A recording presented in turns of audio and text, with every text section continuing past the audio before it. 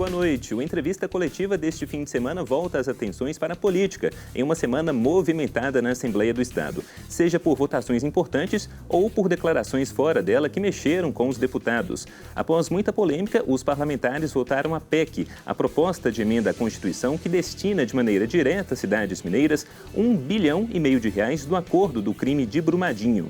O governo Zema defendia que fossem feitos convênios com as prefeituras, mas teve que ceder. No dia seguinte à votação, em um rompante, o governador Romeu Zema criticou os deputados e disse que alguns têm inveja do sucesso da gestão dele.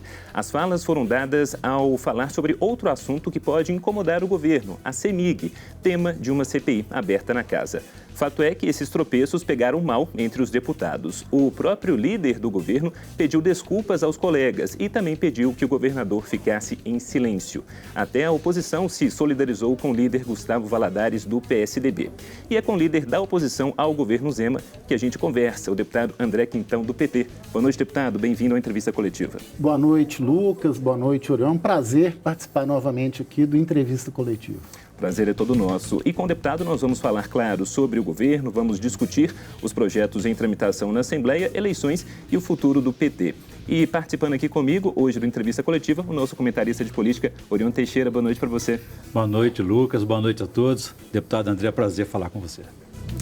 Deputado, vamos lá então. Não sei se é reflexo dessa semana no 220 volts lá na Assembleia, mas nós inclusive chamamos, né, Orion, algum deputado que fosse da base do governo para estar aqui com a gente, mas todos alegaram problemas aí na agenda de uma maneira geral. Mas fato é que a semana foi tumultuada, seja por essas discussões, por esses projetos votados ou por essas declarações do governador Romeu Zema. Como é que o senhor define essa semana por lá no Legislativo?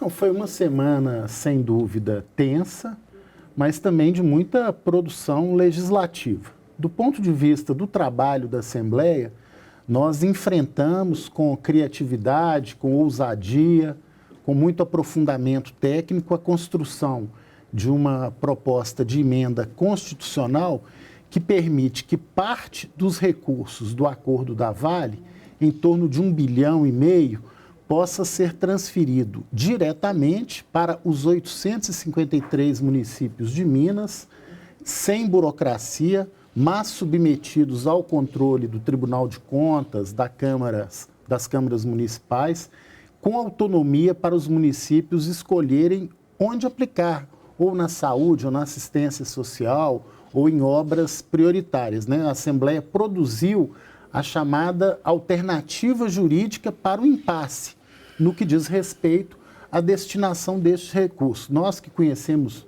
bem Minas Gerais, nós sabemos as dificuldades que os municípios estão enfrentando no meio dessa terrível pandemia, que as pessoas estão sofrendo, seja do ponto de vista do atendimento na ponta saúde, das necessárias medidas de fortalecimento da rede de proteção social e mesmo dos gastos locais. Então, a preocupação central da Assembleia foi, sem descaracterizar o acordo realizado entre Vale, instituições de justiça e o governo, do qual a Assembleia não participou, mas uma parte que passaria sob o crivo da Assembleia, nós fizemos com muita responsabilidade. Então, nós conseguimos formular essa alternativa, inclusive fui relator dessa emenda constitucional apresentada pelo deputado Eli Tarquini, com a assinatura de vários deputados e deputadas, e provavelmente, Lucas, já na semana que vem, nós votaremos em segundo turno essa emenda constitucional, essa proposta. No primeiro turno foi 70 votos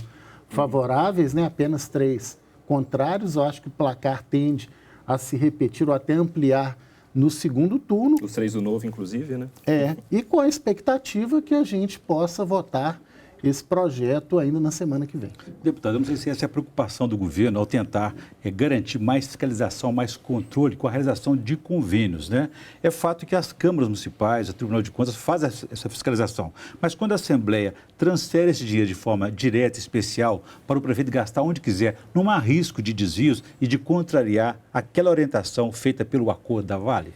Não, nós tivemos o cuidado, inclusive agora no segundo turno, de deixar claro que a forma do repasse é sem burocracia, mas o município se responsabiliza pela utilização desse recurso ele vai, num procedimento rápido, identificar o objeto com o qual ele vai gastar o recurso, o valor exato e também ele vai encaminhar ao Tribunal de Contas do Estado toda a prestação de contas e o tribunal vai ter um monitoramento específico sobre esses gastos realizados pelos municípios. Eu acho que burocracia não pode ser sinônimo de controle. Você pode exercer o controle legal, o controle social, sem necessariamente burocratizar o repasse.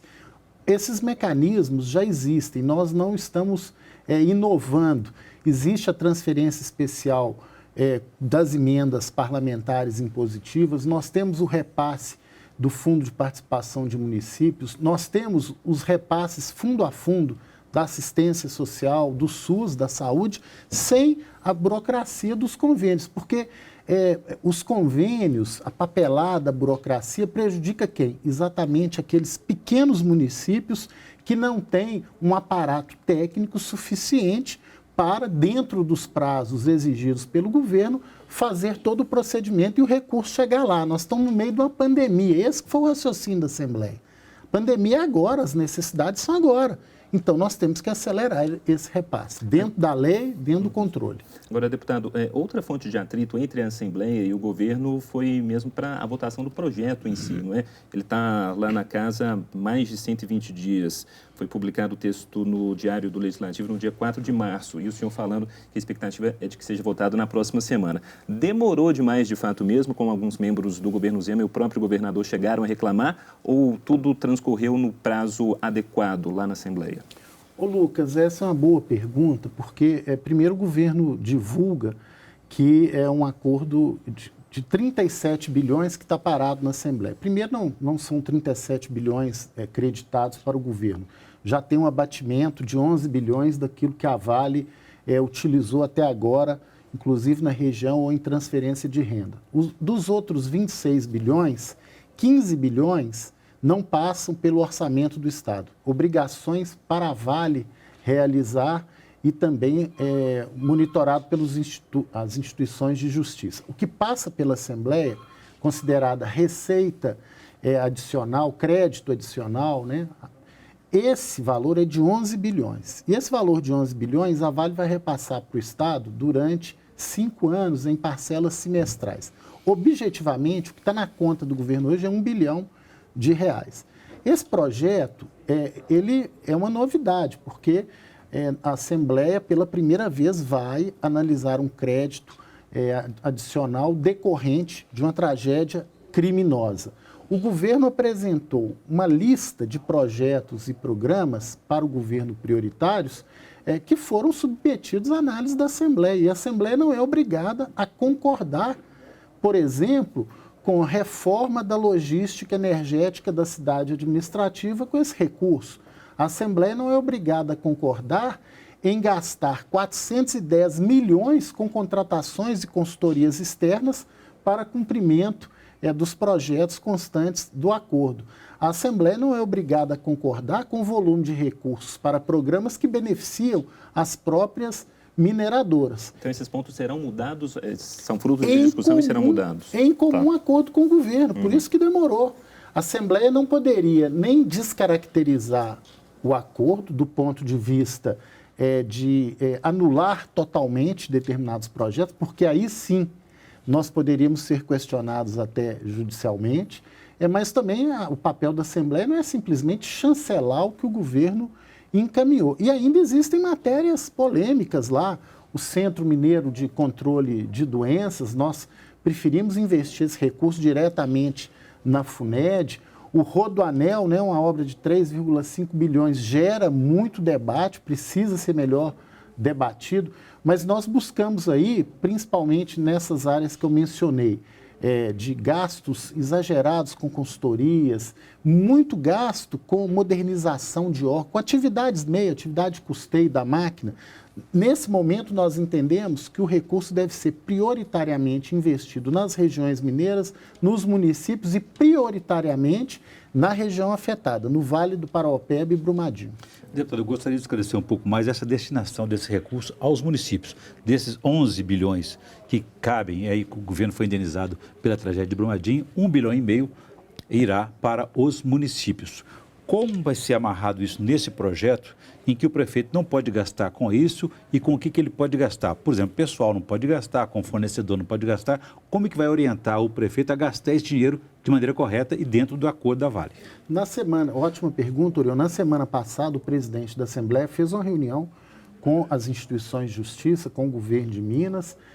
A PEC, né, a emenda constitucional que nós vamos aprovar, já sinaliza que essas vedações, restrições serão apontadas no projeto de crédito adicional, que é o projeto do acordo. Então, no projeto do acordo que nós votarmos, né, até a semana que vem, nós teremos ali a previsão de onde que o município vai poder gastar o recurso, óbvio, com o princípio da autonomia, mas sem desconfigurar o acordo. Por exemplo, pagamento de pessoal, ele não vai poder utilizar o recurso. Pagamento de dívidas do município, ele não vai poder utilizar o recurso. Então, isso vai ter a previsão no próprio projeto de crédito adicional. E a outra coisa é que o valor repassado para cada município será proporcional à sua população, para ter uma justiça. Então, é projeção, população IBGE 2019. E uma transferência simultânea. O que a gente não quer é muita burocracia e o recurso não chegar,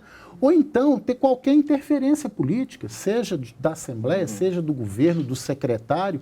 Nós estamos no meio de uma pandemia. E uma outra coisa que sempre é bom a gente lembrar, esse recurso não é a favor da Vale, não é a favor do governo. É um recurso de reparação decorrente de uma tragédia criminosa que matou 272 pessoas. Mas onde que pode gastar, por exemplo, esse dinheiro que vai para ele? Olha, ele pode gastar no fortalecimento do Sistema Único de Saúde, ele pode gastar no fortalecimento do Sistema Único da Assistência Social, ele pode gastar em obras viárias, em recapeamento, em vias urbanas. Não com pessoal, né, deputado? Não com pagamento de pessoal. Ele pode gastar com questões ambientais no seu município. Se é na região do semiárido, por exemplo, ele pode gastar na implantação de sistemas de abastecimento de água, de tem essa previsão, né, de construção de cisternas também, de inclusive. poço artesiano, sim. Então, porque é isso. A realidade do Sul é diferente da realidade do Norte. Um município que gere um hospital provavelmente tem um gasto maior com a saúde do que um município que não tem um hospital. Então, é por isso que a gente entende que a autonomia é o melhor caminho para a utilização desse recurso. Só para a gente ficar ainda nesse assunto do acordo, antes de no próximo bloco irmos um pouco para a política propriamente dita, o senhor falou sobre o projeto do Rodoanel. Estão previstos 3,5 bilhões de reais. Nesta semana, inclusive, teve audiência na Assembleia e várias entidades da sociedade civil se mostrando contrárias à construção, pelo menos nos moldes, né, que está sendo colocada a construção do Rodoanel. Infraestrutura viária é um problema da região metropolitana, a gente sabe disso. O senhor é contra a destinação deste recurso ou deste montante para este Rodoanel? Olha, o debate que a gente tem feito com várias entidades é que não há um amadurecimento suficiente sequer para o trajeto adequado do Rodoanel. Existem muitas suspeitas de que o debate que está sendo feito hoje serve muito mais para atender as próprias mineradoras no quadrilátero ferrífero do que resolver o problema de mobilidade aqui. A revitalização do anel rodoviário, que hoje é quase que uma via urbana, ainda não foi realizado. Será que a prioridade não seria, inicialmente, você aplicar na revitalização do anel ou gastar já milhões com projetos que podem não sair do papel? Esse debate provavelmente será feito no plenário da Assembleia. Agora, existem muitas entidades sérias que estão apontando várias questões ligadas a prejuízos em recursos hídricos, prejuízos na questão ambiental, em um número muito grande de indenizações e desapropriações, mesmo questões do traçado, sem falar na discussão da mobilidade como um todo, da questão ferroviária, como disse, da revitalização do próprio anel rodoviário. O Rodoanel vai ser provavelmente uma PPP, então provavelmente teremos pedágios caríssimos. Então, acho que esse debate tem que ser feito, resumindo, com muita profundidade, envolvendo toda a sociedade. E isso não está acontecendo, infelizmente. Bom, o Entrevista Coletiva vai para o intervalo e volta já com o deputado André Quintão, do PT, líder da oposição ao governo Zema na Assembleia.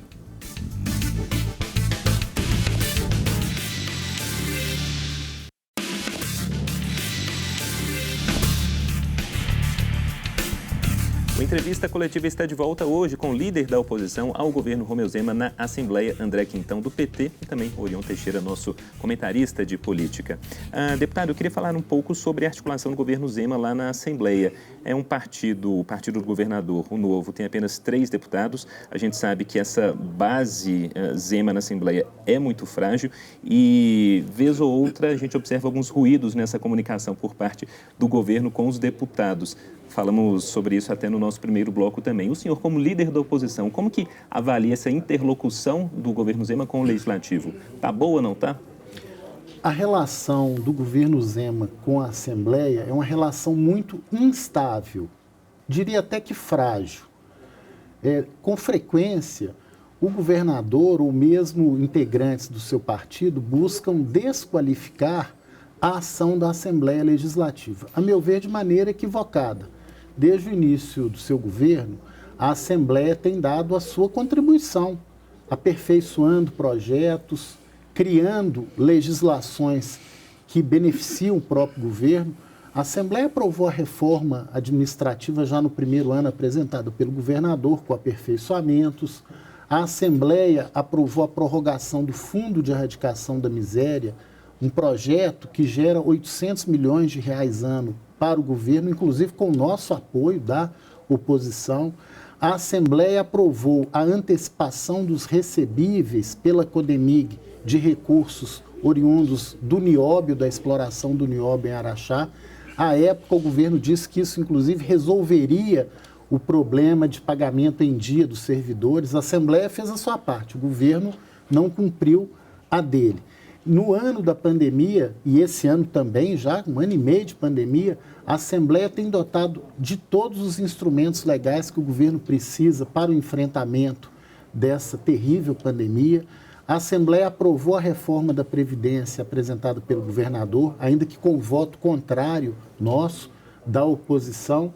Ou seja, o governador não pode reclamar e atacar a Assembleia da forma como ele fez essa semana, inclusive com termos chulos que não condizem com a figura do governador do estado, de um estado como Minas Gerais, né, com a própria liturgia do cargo e com o respeito que os poderes devem ter um pelo outro, né? Então, infelizmente, esse comportamento não contribui para um clima mais harmonioso, mas eu queria dizer, Lucas, que isso não altera a nossa disposição de continuar trabalhando pelo Estado de Minas Gerais. Aquilo que for bom para o Estado terá o nosso apoio. Aquilo que nós identificarmos como negativo, nós apontaremos, inclusive no papel de oposição, com vigor, a nossa posição. Nós discordamos, por exemplo, com essa tentativa frequente do governo de privatização, de diminuir a presença do Estado em políticas públicas fundamentais. Então, em determinadas matérias, nós temos uma posição diferente. Agora, a democracia pressupõe o convívio entre as divergências. Nós não estamos num sistema de partido único, nós não estamos numa ditadura militar, nós temos uma casa plural, representativa dos interesses de vários segmentos e colorações partidárias do nosso Estado. Então, eu acho que esse comportamento do governador, que foi inclusive rechaçado pelo próprio líder de governo, o deputado Gustavo Valadares, porque ele viu que foi um ato deselegante e injusto. No dia que o governador fez essa crítica, nós aprovamos 4 projetos do governo e no dia anterior, por unanimidade, a lei de diretrizes orçamentárias, uma das leis mais importantes para a governabilidade do seu governo. Então, sinceramente, não entendo essa tentativa sucessiva. E olha que nós temos hoje, inclusive, uma condução da Assembleia, o presidente Agostinho Patrus tem pautado temas fundamentais para o Estado, a própria recuperação econômica. Aprovamos o Recomeça Minas, aprovamos o auxílio emergencial, apontando recursos, fontes de receita de R$ 600 para 1 milhão de famílias em situação de extrema pobreza. o governador foi injusto com a Assembleia. Agora, deputado, qual que é o papel institucional, a responsabilidade institucional da Assembleia Legislativa na governança, na administração pública do Estado? Porque, para muita gente, o governador se elegeu com uma votação até muito expressiva, significativa, para cumprir aquele projeto de governo dele. E muitos dizem no governo que a Assembleia atrapalha, dificulta o governo a realizar esse trabalho, a realizar esse projeto, e que a Assembleia hoje é menos condescendente, como teria sido no governo passado, que o governo passado teria quebrado, falido o Estado. Enfim, qual que é o papel da Assembleia, do Judiciário, do Executivo nessa governança? Olha, a Assembleia tem um papel, primeiro, de fiscalizar o Poder Executivo. Então, quando nós descobrimos que o ex-secretário de Saúde estava passando quem não deveria, na frente de quem deveria ser vacinado, a Assembleia abriu uma CPI e comprovou. Inclusive, apontou a sugestão de indiciamento por peculato e improbidade administrativa o antigo secretário e boa parte da sua equipe dirigente. Uhum.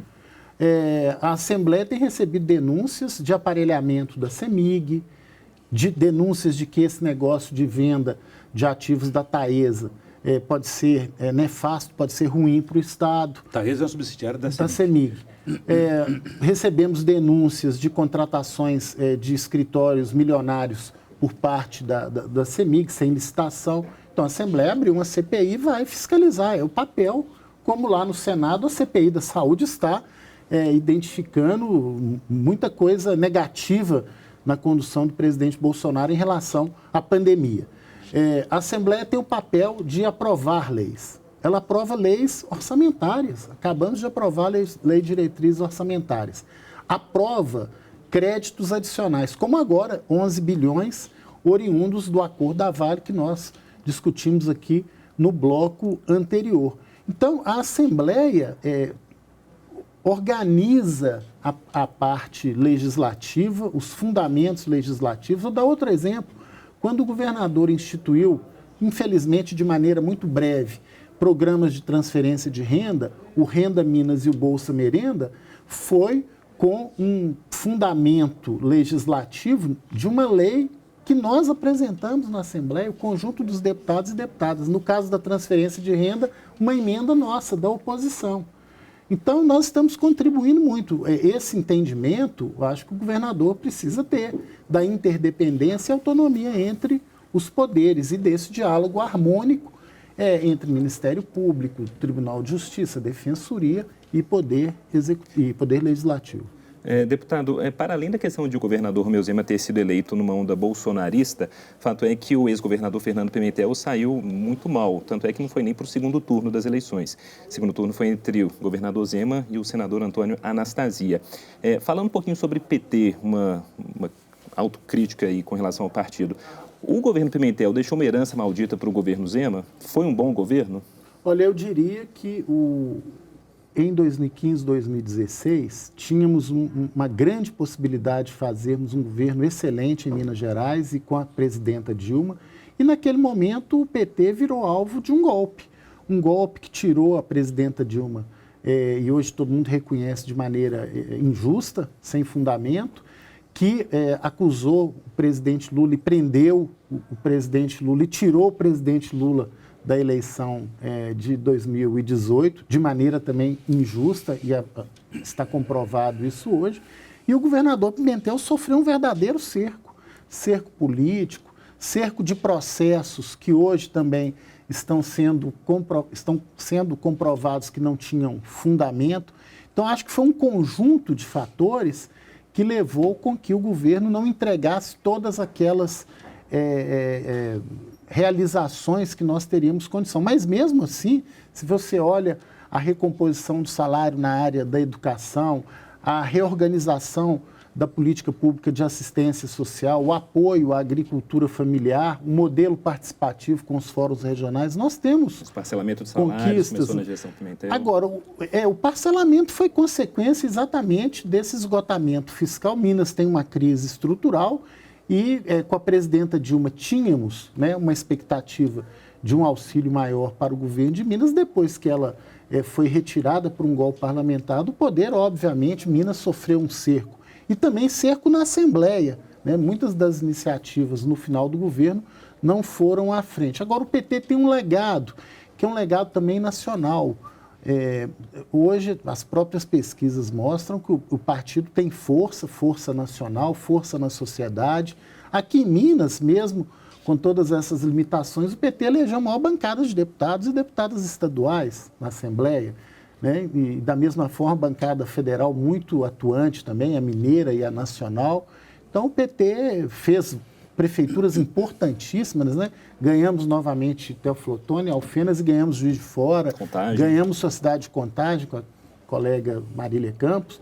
Então, assim, o PT está mais vivo do que nunca. Reta finalista, Deputado, Orion, vamos lá. Fora da crise política, existe um projeto polêmico na Assembleia que é da adesão ao regime de recuperação fiscal de Minas ao governo federal. O que isso representa e qual a importância, vantagem e desvantagem? Olha, esse projeto é negativo no momento da pandemia, significa congelar investimentos do Estado em áreas estratégicas, em saúde, educação, em assistência social, aponta para a privatização do patrimônio mineiro, como a CEMIG e a Copasa. E olha, nós queremos que o secretário de Estado da Fazenda apresente o saldo bancário, o saldo das contas do Estado, porque o governo fala que o Estado precisa da adesão ao regime de recuperação fiscal porque está com as contas no vermelho. Nós temos informações que o governo está com recurso em caixa, inclusive para colocar o pagamento do servidor em dia. E o secretário foi na Assembleia e se negou a abrir o saldo, né?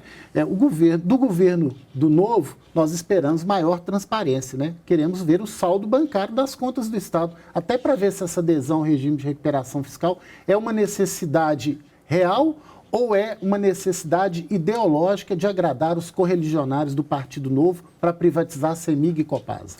Última pergunta, 2022, PT vai ter candidato ao governo do Estado? Tem esse nome hoje? O PT tem condições de apresentar nomes ao governo de Minas, ao Senado, mas toda a nossa tática eleitoral vai estar muito colada na tática nacional. Nós temos aí nós precisamos de reconstruir a economia, as políticas sociais no Brasil e derrotar o bolsonarismo e o conservadorismo. Então, nós temos condição, sim, de ter candidatos ou candidatas aqui em Minas Gerais, mas a estratégia estadual vai estar vinculada à possibilidade de ganharmos novamente. Então, teremos eleições, então. Bom, teremos muitos assuntos em outras oportunidades para conversar com o deputado André Quintão. Por hoje, agradeço sua presença e bom fim de semana. Eu que agradeço muito, Lucas, Orion, esse papo político aqui. E um grande abraço a todos os telespectadores. Boa noite, Orion. Boa noite, até a próxima. E muito obrigado a você que nos acompanhou na entrevista coletiva. Um bom fim de semana para você e até a próxima semana. Tchau.